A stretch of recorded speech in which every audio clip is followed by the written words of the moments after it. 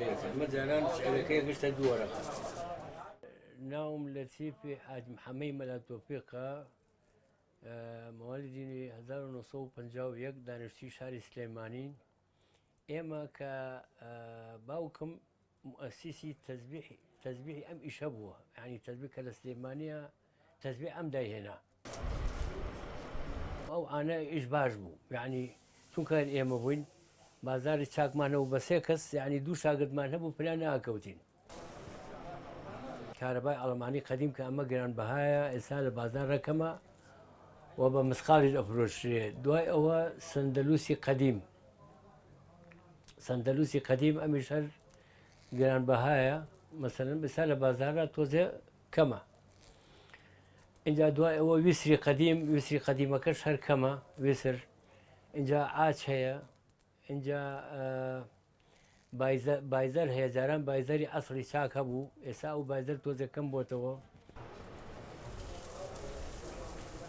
قەزوان تەقریبەن بزار لە 200 نوعی هەیە و هەرە باشەکانیان ئەوەیە بڵێن تەزبیحی ئەبڵەقی دەرەجەیەکی پێڵێن.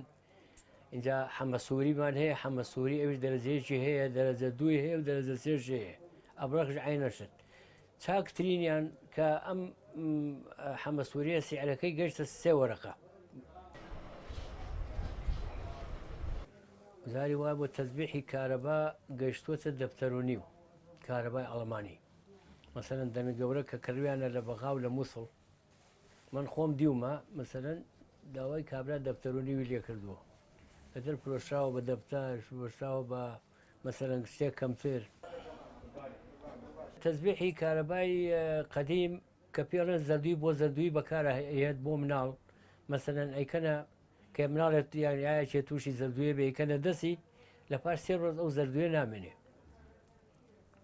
اینجا تەزبیحی شەوە هەیە، ئەو بیرم تو بازی شەوە بکەم. شەوە ژێکێکە لە تەزبیحە باشەکان بۆ ترس، مەسەلەن هێچ تووشی ترزە بێت، دەنچێگەکەنە ملی بۆ ماوەی چەند ڕۆژێک ئەویش ترسەکەی نامێنێ. اینجا تەزبیحی ویسریش بۆ خەفەت، مەسەلەن دارن کە خەفەت یەکێک خەفەتی بووە دەنکە تەزبیحەکە ئەتەقی ئەسڵەکەی.